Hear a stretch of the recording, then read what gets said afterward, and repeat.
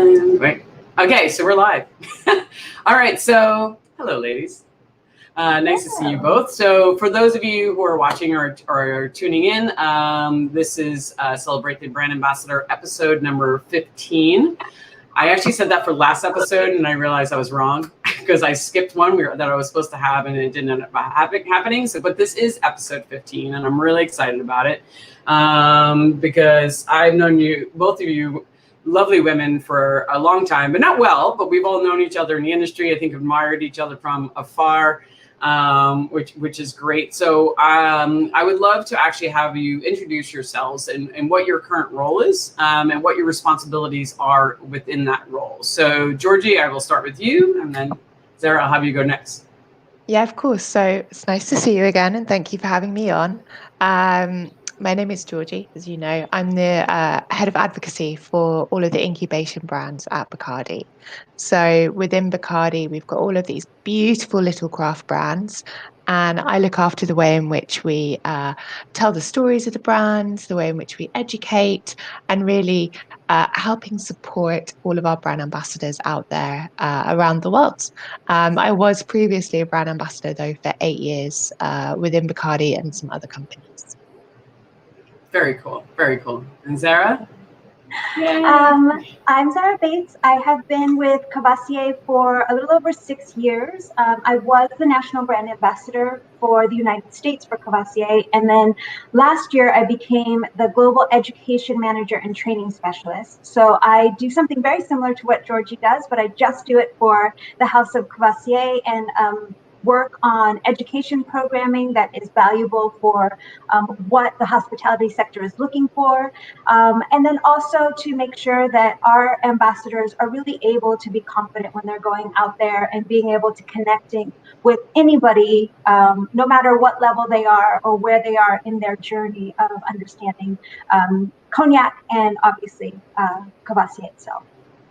No, yeah, I'm going to be jealous of both you ladies because that was like the job that I wanted to have. Like if I knew that actually was a job, I probably would have stayed within my company. Like I tried to pitch many things at the end of my career when I realized I was just bored because I had done everything else. And I was like, that is perfect. I would have loved that job. I think it would have been great. So congratulations for creating some dream roles because I know you're both very happy within your companies and love what you do and definitely deserve to be there with all your experiences and backgrounds.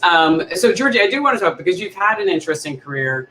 You got into the industry quite early on. You were in your early 20s and you've worked for 3 pretty big companies within that time. Unlike myself, I worked for one company for 15 years. So I think you're very brave. The fact that you moved companies, and that's what I talk about because changing companies can be hard. Right? Because people get comfortable, they're afraid to make that move. And I know you had a vision, like a kind of a career path for yourself, which I think is really cool. So, well, I want you to talk a lot more about what you're doing in Bacardi, but talk about some of the roles you had, like the 2 other roles you had, and like kind of like why you left. Like, what was your vision? Like, you're like, okay, I'm done. I moved to this company. This is why I moved to this company. Yeah, of course. So, I mean, I started out like most of us as a bartender. Which I loved, but I just wasn't a great career bartender. I was good, but not that good. But I really fell in love with the whiskey sector behind the bar in the whiskey category. And so I decided to sort of pursue a career within that. And I think you want to talk about that later, you know, carving your own career path and stuff. But you know, I loved whiskey and I really wanted to delve deeper into it. So I started working at the Scotch Malt Whisky Society, the independent bottler and membership club. I fell in love with every single whiskey behind that back bar. It was astonishing to be able to have like 150 whiskies at your disposal and being able to make a person's evening with a whiskey and constantly surprise them with the flavors that were there. And so, you know, with that in mind, while I was at the Scotch Malt Whisky Society, I moved from being behind the bar to being their global brand ambassador and also looking after the international markets as well, because it was I had franchises within different countries. And that was a huge learning curve for me. And it was a big step up. I was 24 at the time, which looking back was quite young. but I definitely took it on with, gusto and passion. And, it really helped cement my love for the whiskey industry. It wasn't an easy journey getting there, though. Again, I took quite a few education programs to get to even that point, let alone sort of, where I am today. And I know all three of us are so passionate about pursuing not only our and building our education, but also the education of others around us so that they can do their job just as well as anyone. Absolutely. After the Scotch Malt Whisky Society, I was with them globally for about 1.5 years. And then I moved over to Diageo, actually, to work on Maltac, and became their global Maltac ambassador for just over 3 years. And it was really an interesting move because I was at, the Scotch Malt Whisky Society, which was then owned by LVMH. But, we had a very craft, independent feel to us, very much a roll up your sleeves attitude and just get it done. And then I moved over to Diageo, which was very different entirely. And I kind of went from very small to the biggest. And that was a really interesting learning curve for me. It was a great move for me. But then 3 years later after that, I got the opportunity. Well, what do you think was a good move? I know you wanted to go over because it was a big company for you. Like, you know what? I mean, obviously it looks great on your resume. We all have these pipeline dreams, right? Yeah. I'm sure we all do. And one day I'm sure I'll get there. But originally back in the day, I was like, right, I can work 5 years at a really big company such as Diageo. I can learn everything that I need to know about a company, and then I can just go and set up my own distillery. And I'll have it all. I'll have learned everything. Hey, we all got to start somewhere. For me, that idea of setting up my own distillery is still very much in the back of my mind, but it's like, been parked to one side as I've really been enjoying this recent journey. I didn't last 5 years. I lasted 3 there. And I then moved over to Bacardi. And one of the reasons that I moved over is because it's become, as I've gone older, I've realized that it's not just about the brand that you look after, because obviously you have to love the brand that you're representing, but also the values of the company as well. And with Bacardi, for me, it wasn't as corporate as before. And also, I just really believed in the values that Bacardi upholds. We say that we have the 3 Fs. You've got to be fearless, you've got to have a founder's mentality, and you've got to have this family feel to you. And everyone is family. We call each other primos and primas, which means family. It's wonderful.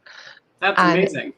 Yeah, so it just felt like a really lovely fit. And so I've been with Bacardi now as their global single malts ambassador for 4 years. And then recently moved over 6 months ago into this new role. Not just sort of looking after that advocacy of the single malts, but also the other whiskies within our portfolio. We have rums, liqueurs, gins. So it's a really great opportunity for me to stretch some of that skill set that I already had, but also use this as an opportunity to keep one leg in the spotlight, but take the rest of my body out and push other people in, and really give other people that opportunity to step up and give back what I'd received throughout the whole of my career, if that makes sense. No, that makes perfect sense. And Zahra, I'm definitely going to ask you the same question, but I think I want to take a step back because you picked on 2 things, and I know I had it for a question later on, but we're here, so let's talk about it, which was, no, I think it's really important because you mentioned something about company values, and it is something that comes up on this show a lot. It's more about making sure the company is a good fit for you and that you believe in where they're going forward. As somebody who also worked with Diageo, you can, and I've now worked as an entrepreneur with many small companies as their consultant. There's a disconnect when you work at some place like Diageo. You're not as involved with the brands. You're kind of, it's like very corporate, and people, they don't give, a lot of people you meet don't, it's just a job for them. They do their job, they make their marketing plans, and they put it out in the world. They don't care for the brands. As a brand ambassador, we care for the brands. We care about people's experience. At least that was my own personal experience. It's like, I met people, they just came from Campbell's Soup. Now they're working on this brand and they don't know anything even about whiskey or gin or tequila. It's just a product to them, and they're going to market it like any other product. granted, Diageo is the biggest company in the world, so they must know how to do something right. So this must be a good formula. But it wasn't a good fit for me. If I had a choice again, I would never make that choice. I think, do you know what, for me, I learned so much while I was there, and it was a really great opportunity. And we had such a lovely collection of brands within the portfolio. If I still look around my room here, my dining room, come office, come off like bar room, I still have a lot of the brands up there on my shelves. And I learned so much while I was there. But I think as you develop as a person, you realize what you're looking for within a career and within a company. And yeah, so I think, yeah, it was a really great experience. But I'm really happy now at Bacardi. Yeah. No, I agree. I was there for 15 years. I loved my job. I loved what I did. But I realized I realize now what matters to me, and working with a brand that like has the same care and passion, and we can kind of build together. And as I meet other brand ambassadors, I meet them who work with different companies. I've now interviewed brand ambassadors who work 18 different brands, and most of them work, and I've heard some of the stories. I'm like, oh my God, I want to work for that company, like how they all work together as a team and they're building it up, and they're all, the brand managers as passionate about the product as they are, and there's this great fit. And I'm like, that's how I feel. I mean, Zahra, I know we talked about this. This was important for you and why you even took the Courvoisier job, because you had been a bartender for a long time and you didn't want to be a brand ambassador.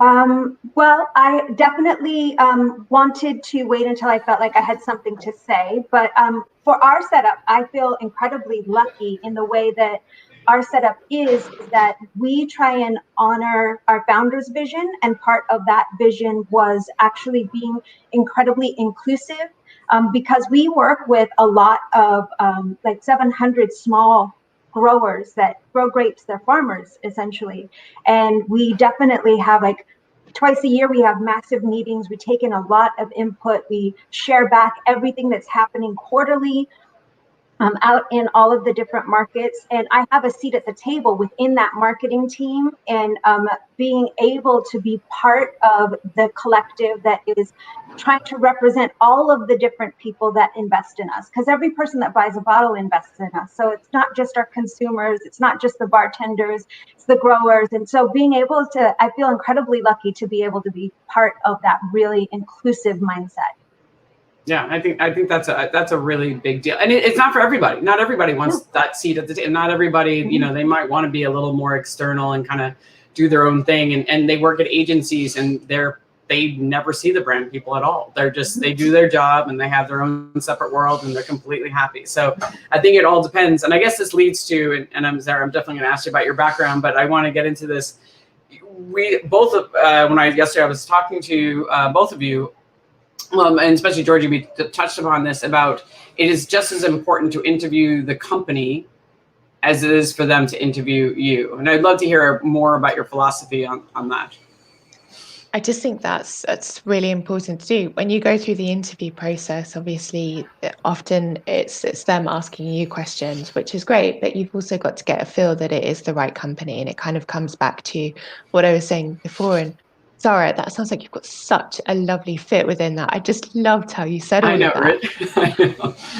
But it's the same sort of thing. So I think you know what I'm talking about as well. It's not just, you should never work for a brand if you don't feel passionate about it. But the longer I've gone on in my career, I realized you should also never work for a company unless you also believe in the same things that they believe in. If you hold the same values as them, as you, especially because we work within the hospitality industry still, that they actually prize the hospitality industry, because we wouldn't be here without them, and that everyone who's involved, from marketeers to bottlers to our archivists to blenders, that they all feel passionate about what we're all sort of creating together, and the fact that ultimately at the end of the day we're all custodians of these brands in different ways, just waiting to sort of pass it on to the next generation of people to come. So I listened to a podcast the other day by, what's her name? Abby Wambach.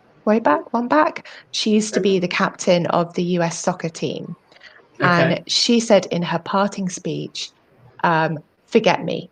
I want you to forget me, because I want the next team to be I want to have left this team in such a great place that you'll forget who I am, because they're absolutely killing it. And I just That's awesome. love that mentality. And I was just like, actually, that applies to us as well and what we want to do, right? Because we want to do the best for future generations. And in a way, we want the people that carry the brands for us, that maybe take over our jobs one day, to do even better than us, to forget us. So I think, if you're within the right company, that can happen. No, and absolutely. The one thing we have probably as an advantage in some ways. I mean, granted, Georgie, you're younger than Zahra and I, so we both discovered by how much, but to have the confidence to do that. Most people just want the job. Like Georgie, you mentioned to me, you just meet brand bartender sometimes. I just want a brand ambassador job, whatever it is, whatever company. So it does take a little bit of confidence to believe in yourself that another job's going to come along, and to be able to kind of vet a company that hard. But you also learn from, even if you work for a company, you always have to believe in the brand, but you're not sure about the company. Sometimes it's like, if it's experience, especially if it's going to be a part-time one, it might just be like, let me just get my foot wet. Let me just see my feet wet and just like kind of see what being this is all about, and have a plan. Like, I know I'm going to exit this company, and I know it's probably not fair to the company, but sometimes you might just need that experience to learn. I also think that a BA job isn't for everyone as well. And I try and say this to a lot of people when they're like, oh, how do I become a brand ambassador? Because we're the most forward-facing jobs out there, right? So it's the obvious thing. But when it comes to creating these spirits that people are pouring in their homes behind the bar, and Zahra, I'm sure you know this as well, it's not just about the brand ambassador. If you're good at design, can you go into a design company? If you've got a little a thing about digital, there's a digital marketing that you could get into, or marketing itself, or sales, or archives, or do you have a science background? Do you want to get in that way? So I think, to what you said before, Elaine, it's always really good to dip your toe in and see if sort of that job is right for you. But I think we always have to be aware that there's this expansive area within spirits that, being a BA isn't everything, and it's not for everyone. And you can be a force for good for that brand and for the trade within other jobs. No, absolutely. And Zahra, I know you mentioned, going back to vetting the company, because for you, Courvoisier, it was a brand. You have a great story about how you got introduced to the brand, and the reason why you wanted to become a brand ambassador, as you mentioned before, that you wanted to have something to say. So I would love for you to expand about, what do you mean by that? Like, you wanted to have something to say, and why Courvoisier was a good fit for you. I truly believe in having a really big reason to get up in the morning. And if I'm going to be doing a job, especially because you think that being a brand ambassador, as Georgie was saying, is like this front-facing thing, and it seems very glamorous, and you're doing this traveling, but it is an intensely hard job, an extremely lonely job to do. You're constantly having a job that is constantly changing around you. No day is the same. And so you're always having to use every aspect of yourself to make sure you're able to function, do the job, and meet the goal. But if you have a big reason for getting up in the morning, then you're going to be able to do that with excitement and with joy. And my big reason is making sure that there is the skill of critical thinking being applied within hospitality.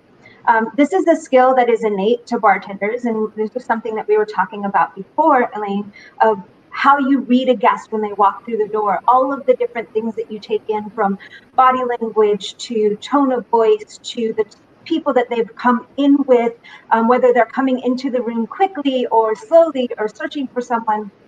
These are all ways of breaking down what's happening in that situation and how to make sure that you're giving that person not only what they need, but in a manner that gives them extreme pleasure and gives them the same joy that you are having at that moment. And so to be able to slow that process down and break it down and apply it into different aspects of your life, a skill that you already have, really actually enriches your life to such a level that it gets you through into and helps you get past many obstacles that become your way. So it's a big personal passion, and I've literally created workbooks for it. I do one-to-one sessions on it. I do it for venues. It has really helped me in the education programming and approach, and I use it myself in the ability to kind of like take big problems and break them down into easily achievable goals. And that's something that I'm hoping is becomes a tool that every bartender, server, barback has within their tool belt. Yeah, and I think as a brand ambassador, you need that tool very much so, because you get big goals, and then to be able to break it down into chunks. Like I sit down and I'm sure you guys ladies have a similar, like, or some sort of plan, like how you achieve and to make sure you're most productive. Like every Sunday for me, I look at all my big goals and when I have things going on, and then I break them down to pieces over the course of the week. Because, you always have the to-do list, because there's no way you can ever get to the bottom of it. So, you have to break it into pieces over the course of the week. So you could just know, like, okay, I'm only going to, even if it's 30 minutes, I'm just going to work 30 minutes on that. At least you're making a step towards, just breaking it into those pieces. I just achieved that piece. That's it. I'm good for the day. Then I feel like I had satisfaction. I mean, most of everything I get done is between 6 a.m. and 11 every day. Like that's my time. And after that, anything else is a bonus. It's like, but for me, I work really well in the morning, and that's when I do all my most productive, and I break it down the night before. This is what I'm going to do. And if I achieve all that, I'm like, boom. And sometimes it's just little pieces. It's just like I wrote an outline, or I just wrote like a paragraph or whatever it is. But it's helped me achieve so many more things and just keep taking steps towards the end goal. It's like just breaking into pieces so that you can get to the end eventually, but it's going to take time.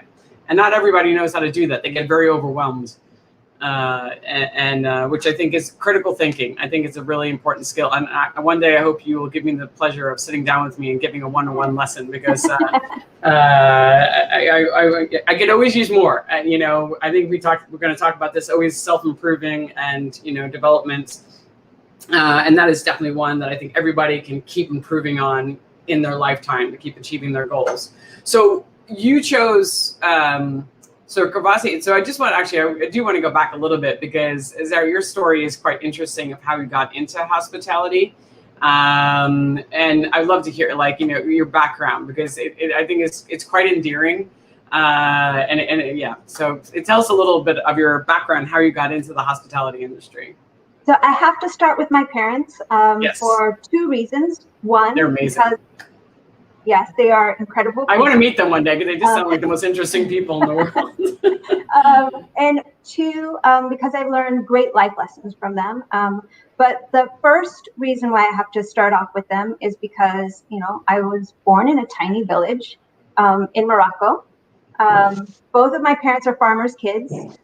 They grew up on farms. They really instilled the values of, being, what all of the things that you think come with being a farmer, like that salt of the earth, really being cheap. Yeah, really holding on to your money. Frugal. All of Frugal. those. Yes. Frugal's a better word. There you go. Frugal's a better word. But more importantly, like that sense of adventure and that willingness to go out into the world. My mother, as I said, was a gun runner during the end of the Protectorate. They lived at the border of Algeria and Morocco. And so she was an integral part of helping, the country gain liberation. After that, she moved to the United States. No ability to speak the language, and just like became an entrepreneur and owned businesses that were, she was a hairdresser, and she also rented out spaces within her business for manicurists and other hairdressers. So I started off within hospitality by working in her hair salon. So she was able to keep an eye on me, but also I was, serving tea and coffee and wine and champagne to her guests, and, really learned from a very early age, from 9 on, what it means to, one, pay attention to what's happening around you, 2, to make sure that the people that are there are having a good time, and then the value of $1. And I wanted to get paid at 13, and they said no, so I went and got myself a job at the local swap meet and I ran the taco stand there and the ice cream stand. And so then it's always been jobs in hospitality. Obviously, it is the thing that I knew how to do, but also it is the thing that has really driven so much of my own personal development. I was a brutally shy child, somebody who's very much an introvert. My best friends were books. I've spent all of my time, I would stay up all night reading books. And so I really didn't have a good skill at connecting with other human beings. And I'm when going to interrupt you 1 second. What did your mom think of it? Because it is weird when you're a very outgoing parent and your kid is very shy. Like my daughter used to be really, really shy, and now she's not. Now I can't get her to shut up. But she's an awesome kid, or stop arguing with me. So, was it ever weird for your mom? Was she ever like, I wasn't shy at home. She was like, you weren't shy at home. That's so funny. Like, say hi to Daniel. He's tuning in. Thank you, Daniel, for tuning in. One of the things that I really wanted to overcome was that shyness, and I was a cashier, I worked in movie theaters, I've done so many different jobs in hospitality. And so I asked to become a waitress because I needed to force myself to connect with other human beings. And one of the biggest lessons I got from being a waitress and then a bartender was that there was no reason to, I was so shy because I thought people would judge me. And there was no reason to, because people were so busy worrying about what was happening in their own lives. It wasn't about me. It had nothing to do with me. So I could actually live my life freely and enjoy all of the things that the world had to offer. And it was one of the greatest gifts I've ever been given. And so that's what Georgie was saying about wanting to give back to an industry that's given you so much, is that being able to be released from what I felt like was that internal prison was such a great gift, and I want to be able to give back and make sure that I can help other people within our sector do as well as they want to do. No, and I think that's a big thing. And Georgie, I don't know if you, I think we talked about this yesterday, which was, worrying about people are going to judge you. I definitely know it's something I suffer from still to this day. Like I'm still at my age, I can't believe I still worry if people like me or not, but I do. And it means a lot to me. And I can't handle like controversy or people like not, being positive about me. And I constantly think if you don't call me back, I'm like, oh, I did something to piss that person off and they don't like me, like, which is ridiculous. I'm at my age, I should be like, who cares? But I do, I care a lot. And, but I think you really touched on something about, not letting your insecurities hold you down or worrying about what other people think to hold you back. Georgie, I know you probably experienced this working in the whiskey industry and what men might have thought of you as a woman in the industry. Do you want to talk a little bit about that? Yeah, sure. Can I swear on this? You can totally swear it. Fucking A. Okay. It's my show. You can get whatever the fuck you want. Well, I was going to say the older you get, the less fucks you give, Yeah. and you learn to not care less, but you learn to, you just learn. And it's funny. I think we all feel this. We all feel insecure at times. We all feel, vague imposter syndrome from time to time. And I think COVID definitely hasn't helped with that. Our own mini series of conspiracy theories that go on if we send an email and then we're like, oh my God, are they going to think this? Are they going to think that? Yeah. Like, and that doesn't go anywhere at all. I'd say that definitely over the last year, podcasts and finding the right podcasts. Brené Brown is like wonderful. And I love everything that she says. But yeah, I think I'm going to check that one out. Yeah, you should. As you said, that's something that I don't feel as much now, but I definitely felt at the beginning. Elaine, we talked about this yesterday. The whiskey industry today is very different to 10 years ago when I started out in it. And I don't want to lament too much on the past because I think it's important to have that forward vision of where we are now. But and I think it's such a great space for anyone to come into now. But it was hard breaking the back of it 10 years ago, and I definitely came up with I faced quite a few questions and queries and quandaries about like, oh, woman in the whiskey industry, oh, woman going for a global ambassador role or an ambassador role. And actually, that's why I really love the Scotch Malt Whisky Society, and my managers there, and I'll always be indebted to them, because they didn't see that. They saw talent and skill set, and they didn't see gender. And I think, it's funny because coming from behind a bar, I don't know about you both, but I never saw gender. I just saw a bar team. I didn't see age. I just saw a bar team. And so that's always been my viewpoint going on. And, when people ask what's it's like to be a woman in the whiskey industry, it's like, well, I've never been a man, so I don't know any different. This is the way that it's always been. And there's different ways that you can combat it. And, to begin with, honestly, the way I was able to squash any misconceptions or any oh, what's she doing here? Is she in the right place? Is actually by going through education and just pushing myself to gain qualifications to say, no, I have a right to be here. I deserve to be here. I've worked to be here. And look at where I am actually in comparison to the other people that you're hiring. And look, this is a fresh face, and this is where whiskey is going, and this is what we can do together, So it always What were feels some of the educations that you did? What were some of the degrees? Because I know you have quite a few. Yeah, so one of the big ones was through the Institute of Brewing and Distilling, the IBD. So I originally did their fundamentals course back in 2011. Yeah. And then in 2012 to 2013, over 2 years, I did my diploma in distilling. So it's supposed to be 3 years. I did it in 2. And I actually ended up with the highest mark in the world globally when I finished. Wow, congratulations. That's amazing. And the biochemistry and chemical engineering behind distilling, kind of intended for people that then want to start distilling. But it was a really great fit in for me, and it enabled me to really sort of develop my passion and learn as much as I could about the whiskey industry. I think I'm an all-in sort of person, and so it really helped me with that. And I think now, having had that experience, it's something that I try and encourage others to do as well. Is if you're into a category, what are you doing? How are you learning? Is your nose just in books? Brilliant. But what distilleries are you visiting?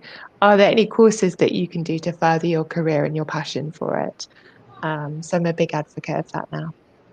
No, absolutely. And Zahra, I know you've had some great education courses. Well, actually, I want to start by being a woman in the industry, and also, and before we go into education, but also being a woman of color in the industry. So, has that been a challenge? Like, how do you see the industry changing in that way? Because I know that a lot of things have happened in the last couple of years, especially in the last year. Having been in the industry for an extremely long time, I never saw a challenge. I do know that the challenges are there, just because in my everyday life, I'd literally been spit on. I had things thrown at me. It is not an easy life for anyone, but being a person of color, it is a little bit tougher. What I have found is that I have always conserved my energy for things that I can aim myself towards and achieve. And the best thing that I have ever done is one, create really strong networks of people that I really respect and admire, ask questions of them when I need support. Incredible people in my life that have shared their support have been people like Dan Wilkes and Charlie Humberger of Create Cocktails in London, Angus Winchester, Claire Warner, Vincenzo Marianella, and then creating your own network. Like when we were trying to kind of develop what was happening in cocktails in Los Angeles, we all worked incredibly hard together to make sure that we were sharing as much information. Nobody held anything back. We all supported each other and cheered each other on for all of the big things, and for little things too, just like, having a great shift, coming out and meeting with each other and like having download times with one another. And these are things that if I could, share the best things to do is to conserve your energy, use it for what it is that you want to achieve, because you're always going to come across obstacles, whether you're going around an obstacle, under it, or over it, which are the easiest ways, or the tough way when you have to go through it. This is something that you are going to always know that you have the ability to achieve against all odds, you know, and it's a powerful thing to do, and create a really strong network and rely on each other and be each other's cheerleaders, because the louder you're cheering for each other, the more people will hear you. Yeah, I think the network thing, it is really important to have people you can rely on and reach out to. I've always found it hard for me, like for a mentor. Like I always feel like I have mentors. There are definitely people I know I can reach out to. I've always been a little shy, but to be honest with you, I'm always shy of asking somebody for help. It's very hard for me. Like it is like to reach out to somebody and say, hey, I need your help. I've gotten better at it as I've been older, because more people call me ask for my help. So, and I love being a mentor and I love giving my advice. And then I go, well, if I feel this way, then maybe the people I'm calling that I need help from might feel this way too. And it took me a long time to get over that. So I think that's great. Like having that strong network of people that you can rely on, ask for information. And I know, Zahra, since we were talking about education before, I know you are very passionate. I know right now you're going for your wine license, but you also, when it comes to cognac, what was your education when it came to learning everything there was about cognac? One, personal passion. Okay. And yeah. then two, David Gerard of K&L in Southern California was incredibly generous with me and with his time. He is not just somebody who is passionate about spirits, but really has done all of this incredible hard work on really getting to know spirits on every level. And he sat down with me for 3 hours of his own personal time and let me ask him all of the hard questions that I felt I'd never gotten answers to about the category. And then also supplied lots of other things that I probably should look into and to read up on and to ask more questions about. And so our core team at Courvoisier, our master blender and our master distiller, so every time I would go, I would have 3 pages of questions that I would have for them. And I have to say that they were just like so open and shared every tiny bit of information and said, yes, share it out into the world. And just were incredible about indentering the trust, not just within me, but to me be that channel to share that out with our larger community. Which says a lot about them, you know, the fact that they took the time, and also yourself to actually sit down, take the time to gather the questions, because I think that's important. And knowing what questions to ask, sometimes it's hard. It's like, you know, that's when you have to have that baseline of information. I mean, Georgie and I were talking about yesterday, we both took the WSET level 3. I don't know if you've had the pleasure of taking it, because it's hard. It's really hard. People have asked me, you know, people comment, they're like, Lane, do you think I should take this? I said, well, yes, if being an expert within a spirit category is important to you. I said, because it gives you the fundamentals. I said, after 20 years, I actually finally understand how, you know, distilling actually works. I was like, you know, distillers be like, oh, the reflux. And I'd be like, what the fuck's the reflux? I didn't know. Like, I was like, sure. And why the lean arm mattered and like all that stuff. Like, I'd hear it.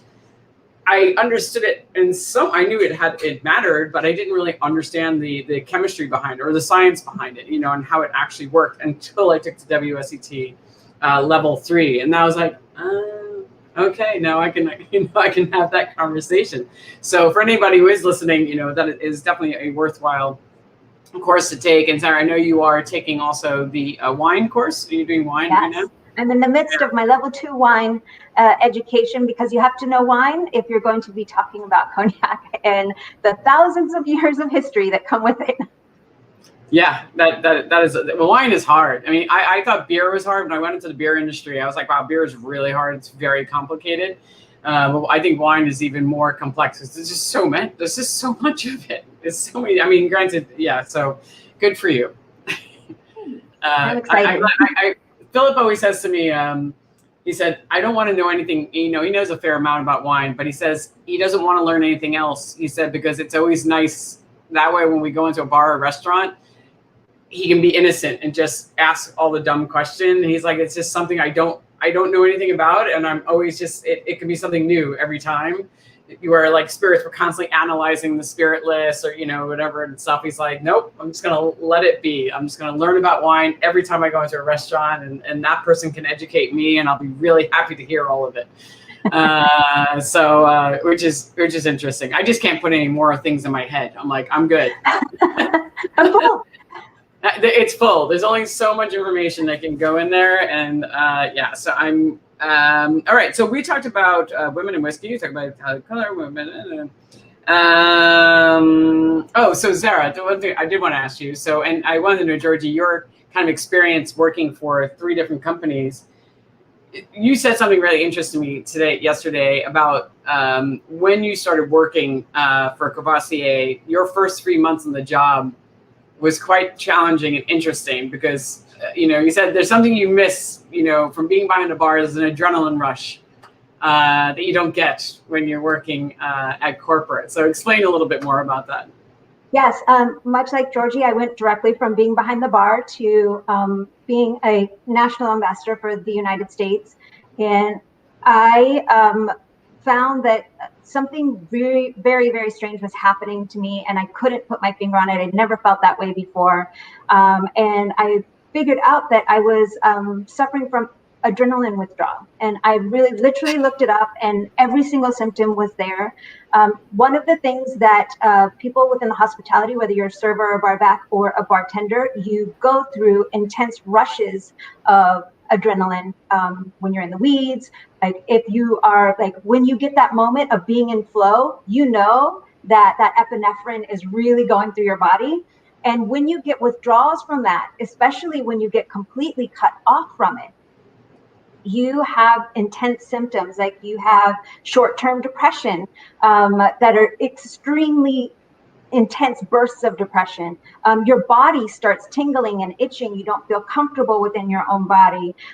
You can't sleep. You're extremely restless.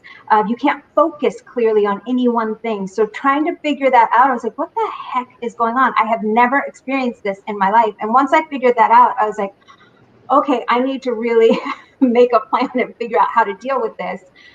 Because at first I thought, well, maybe I'll just, find ways to get that adrenaline, but that isn't going to work if you want long-term success within your chosen path. And so I had to really figure out ways of structuring my day, making sure that I had plans in place to kind of deal with what was happening, kind of stuff. But it was very intense. And I suggest to anybody who is changing from one position to another like that and losing that hit of adrenaline that people in hospitality go through, really figure out what the best way to approach that is, because it will be really intense. Thank you, Eric. I think it is also, I agree with you, Eric. I think it's such an interesting, something I've never heard before. You're the first person who's ever explained that before. Georgie, does that sound anything familiar? Did you go through that as well? It was such a long time ago, but probably, yes. Looking back, I've never thought about it like that. It's really refreshing to hear, actually. And so valid. I definitely had many other struggles. I seem to remember going from behind the bar into a corporate world, sort of like, sitting down more than you're used to, being behind a computer. I'm even going through challenges now. You can consistently go through challenges as your career develops and the audience that you're speaking to changes as well. And Zahra, I feel like we're the same, that yes, we have external audiences that we speak to, but also internal audiences as well, right? And how do you change up your lexicon and language depending on who that you're speaking to, and how do you get your points across, and how you present for those different audiences as well. So that's definitely something that, I feel that not only are those first 3 months challenging, but consistently through your career as you grow, you get thrown these different challenges that you have to overcome. And I think actually one thing that I'm not very good at, but you have to do, is just be kind to yourself and recognize that it's happening, and kind of like give yourself a break, and realizing that you're doing the best that you can do in those circumstances. I think giving yourself a break is a big one. Like realizing it's okay. It's okay to be like unsure. you're not the only one that's ever felt unsure. It's okay to ask somebody for help, just understanding that. And Zahra, you actually said that about your first 3 months. The one thing you had to learn to do, you did, was ask for help. Yes. Could you expand on that? It's definitely still a struggle to this day, but I'm definitely very cognizant of making sure that if I reach a point where I have gotten stuck, I definitely reach out to someone and say, okay, this is where I am. This is where I would like to be. And this is where the biggest problems or obstacles that I'm coming across in getting me from that. And just getting somebody else's point of view is just, it feels like the pressure's been lifted. So for some reason, I'm able to go, oh, okay, now all the connections are coming. That's part of having a really great network as well, is that you don't feel as isolated when that happens as well. So, being part of a team is, I think it's something that we learn as bartenders. Being part of a team is one of the great strengths that you can kind of draw out. And it's hard when you're an ambassador and it feels like you're so isolated and alone out there to feel like you're still part of the team. So definitely make sure you reach out and ensure that you are part of that team. Yeah, I think it's such a great point, because it is, you do find when you work something out with other people, it suddenly, it just dawns on you. It just clicks. It's like, oh, and we're just saying it out loud. I find sometimes I'm struggling with something in my head, and then just saying it out loud to another person, the answer just kind of pops in, because I feel like I've worked it out as the words are coming out of my mouth. Which is kind of interesting. But as a brand ambassador, you can't be kind of alone, right? You can be in your own little world, traveling, being in bars. It can be quite lonely. And asking it, and especially in the first couple of months, you're in your honeymoon period. Ask as many questions as you possibly can, because nobody should expect you, and they generally don't, that you're going to be an expert right away. No matter, even if you've been a brand ambassador before, every company is different. And after doing so many of these episodes, I realized everybody's role is completely different. Everybody's corporate structure is so different. So there's no reason to believe that you should be an expert the day you walk in the door. It's going to be uncomfortable. It's going to be awkward at first. So you just have to kind of work your way through it, ask a lot of questions, hope you get a lot of guidance, find that person that's going to be your go-to, like a former brand ambassador, or somebody who works there now at the company. I think that is a big thing. And actually, Georgie, sorry, I want to go back, because I realized the one point we didn't hit upon when vetting a company. We talked about this yesterday, before you take that job, of vetting the company and the way you can do it. So you had some great insights into that, like how you can do that before you jump in. So my suggestions are not only doing your own research of sort of, looking online and reading up about the company and the brands, and not only speaking to the people that work there at the moment, but the people that used to work there as well, that have moved on, because I think they'll give you a really good viewpoint of what it's like. And people you can trust too, I think, is really important. At the end of the day, though, you've kind of got to follow your gut. And with all of these, Elaine, you said before, I've taken some quick moves, 8, 9 years, 3 different companies, but it never felt like that to me. I think because being behind a bar, I started in Edinburgh, and I'd be like a year in a bar, and then I'd move 6 months to another bar to get another, slice of experience, and then go somewhere else. And you kind of, I feel like when you're in bars, potentially, especially when you're younger, you jump around a little bit more, trying to pick up different experience pools. And so as I've gone down through my career, the time I've spent in companies gets longer and longer as you learn more and you become more confident in yourself and kind of like what you're looking for and what you can develop. And I think, in line with that as well. And I think this is also something that you can ask people when you're vetting a company is, we all know there's no carved career path, right? So it's finding out about whether within that company there's the opportunity to be able to carve your own career path. Mm-hmm. Is there a job tract that you can imagine going through? Or have you spoken to people within that company who've been able to create their own jobs and work with the company to find the best use of their talent? And rather than trying to fit a square peg into a round hole, making sort of a hole that's perfect for you and for the company so that all of your goals combine. And I think that's really important. That is a really, really valid point, because finding it was in the beginning, I was brand ambassador in 2005, and there wasn't a lot of brand ambassadors. We were the brand ambassador job was new, and nobody knew what to do with a brand ambassador. Like, what do you do after you've been a brand ambassador for a long time? Like, what is the next step in your career? And up to that point, I was always able to carve my own career and change jobs. Being a brand ambassador working in the liquor industry was my third or fourth position within the company. I worked on the marketing side before jumping into the field side, and there was no career path. They didn't know what to do. They're like, well, we can make them a senior brand ambassador, and then like that was it. Like that was the end. It was like, okay, so anything after that? No. So I think now it's changed a lot, where there are new roles where you are doing more of a marketing brand advocacy role. So which I think is great. It's such a great synergy, and it makes so much sense since you've been in the field. Combining those, you understand what a bartender thinks, you understand what the brand ambassador role is, you understand, what the team goals are, you can put them all together. It makes so much sense.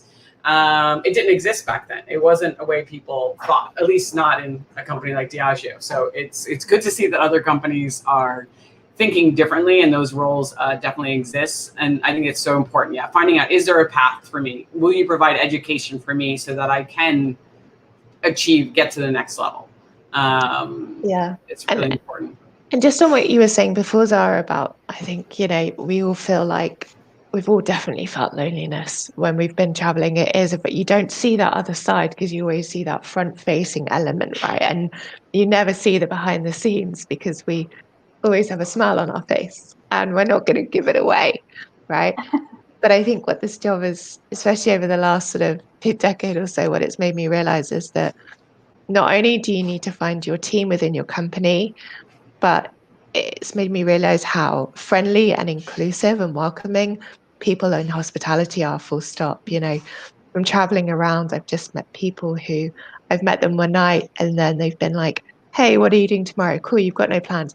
Let's go for a hike. Let's go for a drink. And you're like, we've only just met. And they're like, no, but you're in our city. We want to show you a really good time. We want to show you, we know you like hiking. Let's go for a hike or whatever. Absolutely. And that's made me then stay in touch with them, want to go back to that city. And I've cherished all of those moments and all of those people I've met that have made me feel so welcome when I've been away. And in that sort of fleeting instance of being away from home, it has felt like a home away from home. And so it's it makes you think that in those moments of loneliness, you're like, yeah, okay, I'm alone, got FOMO, I know what my friends are doing back home, but look at where I am and look at what I can do here, and look at the opportunity that I'm being given to explore and to make new friends. And I think that's so powerful and so wonderful. Mm-hmm. I would agree. I mean, Zahra, I'm assuming you've had very similar. I think it's one of my favorite things, like being able to Facebook and be like, I'm arriving in Chicago or wherever I am, like, who's around? And then you get all these people like reaching out to you and you're like, wow, like, this is great. Like, there's so many more people. I don't need to be alone. There are people that I can connect to. Definitely. There are definitely people that I want to see, but I also want to keep, having those moments of meeting new people as well, and maybe being able to introduce those new people with the people that I've been able to see, and share like the best of each of them. Because one of the great things that I think comes out of it is that you never know who you're going to introduce to somebody else and what is going to come out of that introduction. And some really incredible events have come out of it, just sharing an idea, because I feel like we're all kind of adventurers, and therefore we have all of these different ideas that we would love to see happen, but we can't do all of them. And so when you come across somebody who like really has all of those incredible skills and abilities, you're like, oh, you know what? This is an idea I think that would really fit you really well. And so to see those different things kind of come out and show themselves in the world, and to continue to support those people in their growth is always really, really exciting.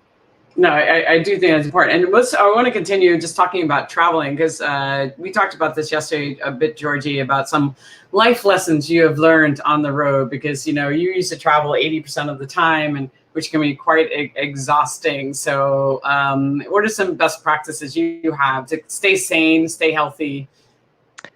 I used to always keep the first hour to myself of the day and prioritize exercise, always. And that first hour of switching off, of exercising, of like running with a podcast or with some beats or being in the gym, or I love swimming. So finding like a local swimming pool, it just gives you an opportunity to have that hour for you so that then the rest of the day you can be everyone else's. I'm very much an extroverted introvert, and I need to recharge my batteries to be able to be the best version of myself. And to recharge them, I need to be by myself, and I need to have that me time. Me too. So that's really powerful. I think as I've gone on as well, I definitely didn't know this word at the beginning, but learning the word no is really, really important. And also making sure that when I'm traveling, there's an agenda. So if you're jumping on a plane, you're going to a new city, to a new country, that you're not just going there for one thing. So are you going there to do, I try to tick as many boxes as possible. So it's whether it's like internal trainings, bartender trainings, like doing things with like whiskey consumers, whether it's working with the off trade, doing some media interviews, making sure that I wasn't just going there for one thing, but multiple elements of that was always really important as well. And then always remembering that no matter where you are, no matter what you're doing, you're always the supporting actor to the brand. You should never become bigger than that. And in line with that, whenever you're going to a market and there's a local brand ambassador, always remembering that actually in a way you're a supporting actor to that brand ambassador as well. And you want to leave that market in a better place than when you got there so that they can continue carrying on their job and that you don't leave a hole, So those were some things that were really important for me throughout my career. No, I think that's a big. I think I told you yesterday, Nicola from Fernet at the distillery. He talked about that a lot because as the global person, you are a bit of the star. People are expecting you to come in, and it is as you get older, you realize it's okay. You don't need to be the star. You can you're going to be fine. Your job is to help the person that you're there to work with, and both of you ladies mentioned this. Like your job is to support all the brand ambassadors, to help them excel and allow them to shine. You've already shined. Nobody's forgetting that you're there. And it takes a little bit of being older and feeling in a little bit more confidence to allow that to happen. Because in the beginning, obviously, you're trying to build your career. You're trying to make a name for yourself. So to get that confidence, I think that's really an important thing. And it's okay. You don't always have to be the star of the show. Definitely takes age and wisdom to get to that point. And you're wise beyond your years, Georgie Bell. Yeah. The other thing I'd say is actually really, really important too, is if you have the opportunity to, is take a day off in the city that you're traveling in. I used to, whenever I'd fly to Asia, if I could, I'd take a week off. You've got a return flight anyway, but just have it back a week later and take a holiday and use that as an opportunity to explore your surroundings and have some fun with it. Absolutely. At the end of the day, we're not selling staplers. I mean, it might be a great thing to sell staplers. I'm not saying it isn't, but we're not selling staplers. We are in an incredible industry, and having some fun with it, I think, is the most important thing. I think so as well. Zahra, do you ever do that? Do you ever take off? Do you ever take a day off, like in the city, and to spend some time there? I definitely always buffer in a little chunk of time so I can at least do one thing that makes me feel connected to the city itself, partly for personal pleasure, but partly for understanding what is valued in the city. It's really important to understand what the needs of that particular city is and what the needs of those bartenders are, because just like every person has their own unique perspective, every city has its own voice, and making sure you take time to hear what that is. So when the people that you're working with are trying to kind of help your brand shine there, you're doing it in an authentic way, and you're doing it in a way that makes sense for what that market needs. Yeah, that makes a lot of sense. Yeah, I'd always plan in like a day of just going out with the bartenders that were there locally. So without the distributor sales rep, without the marketing team, so everybody could just relax and we would go out. Like, I'm like, hey, I'm going to take a bunch of bartenders. And that's the way I would see some of the cooler bars in the city. But on your note, Georgie, yeah, if I was in a foreign country and it was very cool, I was definitely taking, when I went to Zacapa and went to Guatemala, oh yeah, I took a good 5 days and went and explored the Mayan temples, and and that was an incredible experience. When I was in Mexico, I would spend an extra couple of days to visit other distilleries outside of Don Julio. But yeah, I highly recommend it because it is one of the perks of the job, and you'll be a happier person for it. Yeah, I mean, as I said, not all of us have that opportunity to be able to do that. But Sarah, to your point, even if it's the chance to get a good coffee from a cool coffee shop, even as small as that, if you're in a city for 2 days, you're in a rush, you've got a packed schedule, walking from where you are to one place to the next, picking up a cool coffee, it just makes you think, right, I'm here, I'm doing something different, I'm not just constantly working. And then, I love what you said about, connecting to the city and understanding what they need. It also means that when you're doing trainings and tastings, you can make it relatable too. Last night I was in X bar. I tried this drink. I really loved it. I thought it was really awesome. Or, I once did this tasting in China where we were making highballs, and I was like, right, let's go to the 7-Eleven. Let's buy all of these cool different like chilled teas and mixers and stuff. We'll bring it to the session and we'll say, right, let's just try and make these like really cool combinations with what you can get usually in the shops. And it was awesome. So it's like making much more relatable. And I felt that when you do tastings, people love that when you can be like, do you know what? I had a great drink in this bar last night. Mm-hmm. And people are like, that's cool. She knows what, you connected with my city. Talking about. Yeah. Yeah, people do like it when you have a personal reference to their city. And the one trick I definitely have learned, because it's something to admit, I get very nervous when I go to if I go to a different country. When I worked for Anheuser-Busch, I used to travel the world for them, and I'd be in Brazil and Argentina and Colombia and Korea and China. And when I get very intimidated when I'm in a country I don't speak the language, and especially when you're in a country like being in Brazil, which is amazing. Love Brazil so much, but there also has a higher crime rate. So I get really nervous. I'd be a girl up on my own, and beer people don't go out with you, just so you know. Like, if you ever change industries, they do not hang out with you. It's just not in their culture. But I met a lot of people there that did. But I would always take a tour. I would hire a private tour guide to take me around for the first day. So that would get me out of my hotel, because I will stay in my hotel until like I have the business person, because even though I want to go out, I would be too nervous to leave the hotel on my own, which is crazy, but it's true. So I started learning to hire a tour guide that would meet me. Like the minute I got in, like I would put all my stuff away, whatever, and a tour guide would meet me and then take me out in the city, and we would do a walking tour. And that's how I learned how to like get over my shyness of a city, especially and not be so intimidated. So, which some people they're like, really, you? I was like, I get really nervous. I do. I get really shy when I get to a new city and I don't know the culture. For me, one of the great things about being able to travel, especially to different cities, is that every city provides you with anonymity. You know no one. You can be whoever you want to be. And when you go for this walk, you have these power strides, and you could be anyone in those moments. And being able to like have those kind of tiny adventures within yourself, or like really feeds you creativity. Liberating. Yes, it's very liberating, and it also, again, like it releases the pressure of the everyday from you. Mm-hmm. No, absolutely. I was gonna say, I know we're getting to our time. We've been on for a while, and it's been fantastic. I do want to talk about, because you two have both been doing some really incredible programming within your jobs, which I think are very, very cool, and I know you're very proud of them. So Zahra, I know you've been working on an initiative this year with the Urban Nation. Am I saying that correctly? No. The National Urban League.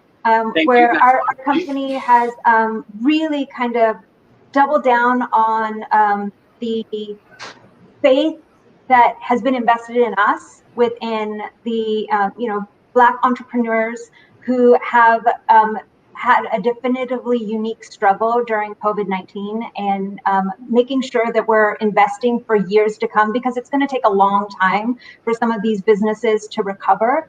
And for the next 5 years, we have invested $1 million in grants and in donations, and in making sure that we're also, again, as I said, I really believe in the power of a network, and making sure that we're getting people with expertise to help lead conversations for those entrepreneurs, to make sure that they're being able to feel like they're being supported in every possible way.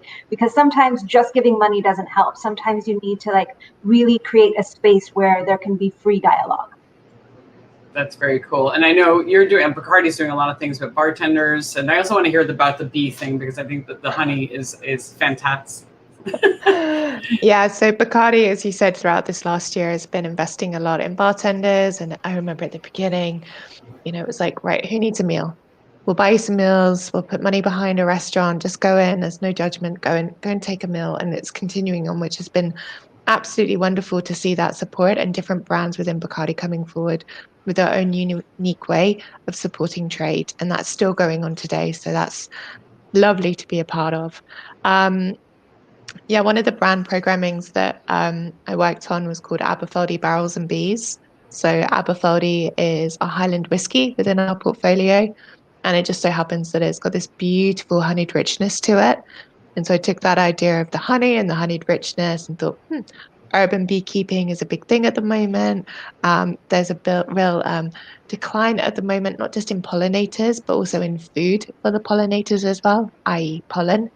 And a real understanding about actually honey and mixed drinks and the possibility that it gives. So we created what we call Barrels and Bees, which is our global advocacy program, where we partner up bartenders and beekeepers. We look at different ways of mixing honey in cocktails, and how honey is so different. The spectrum of honey and its flavors is wider than whiskey. It's absolutely beguiling, And so it's very much getting that message across, but then also looking at the ways in which we can give back. And so last summer, we did this gardening give back project, where we encourage bartenders to start planting and start sort of, growing gardens to attract pollinators, but then also with ingredients that they could then use behind the bar as well, which was wonderful. And it's been such a beautiful, fruitful program that I created back in like 2017, and it's just grown and grown, and we have some incredibly talented ambassadors, especially in North America, who have taken it on with gusto, and the ideas in which they're sort of they're taking this mother program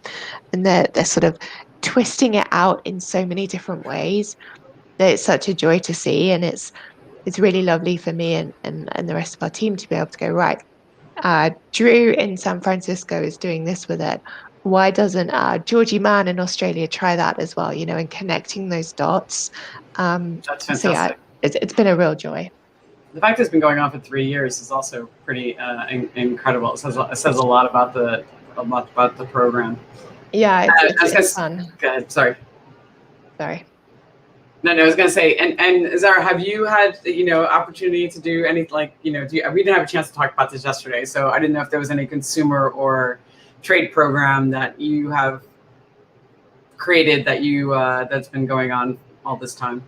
A lot of the work that we do is really about elevating the voices within each local market and making sure that the leaders within that community really have a platform to speak, and making sure that we support within that platform. So loads of events of supporting our local team members in the events that they want to do. Like there were what we called Honor Your Code events, and these were really about going to say, okay, we're going to be supporting the state of Black food.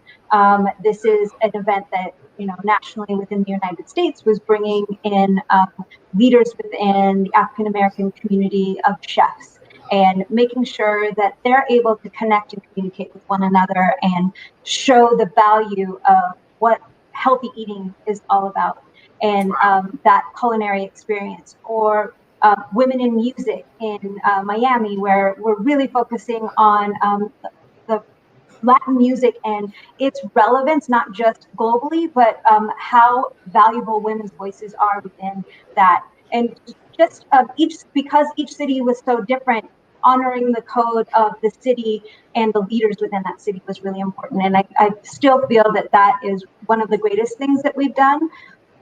Again, we're about to launch a personal development education program, and so I want to kind of hold tight to that until we're really I'm excited to hear. really able to share how that's going to work, because again, it really has to be relevant to each of our ambassadors and how they want to approach it as well. That sounds fantastic. I'm excited. We'll have to have another interview so we can hear more about that. So, ladies, we're at the end of our time, but this has been fantastic. It's been so lovely catching up with the both of you. You've inspired me to do even, just inspired me. That's all I have to say. It's just like, wow, so many incredible things that are happening within this industry, and it's great to see women just kind of leading the way, and so also happy to see you both doing jobs that you really, really love. So you definitely deserve it. And I look forward to hopefully seeing both of you in person, maybe this summer. I don't know. There's always a possibility that could happen, and that would be lovely, at a bar show, maybe a Berlin, bar comment will happen. Who knows? But I definitely know it's happening here in Brooklyn when it's happening, so we never know. But yeah, until then, I just want to say it's been great, and thank you again, and stay safe, and we will hopefully chat soon. Thank you so much. It's such a pleasure to meet you, Georgie. Yeah, you. I can't wait to actually meet you in person. I'm like, I want to have a drink with you right now. I know. Isn't she amazing? I know you would. And all of you who have tuned in, thank you so much for tuning in. And as always, if you miss any part of the show, you can find it on the website, Celebrating the Brand Ambassador on YouTube. So, all right. Bye, ladies. Have a great Wednesday. Thank you so much. Bye.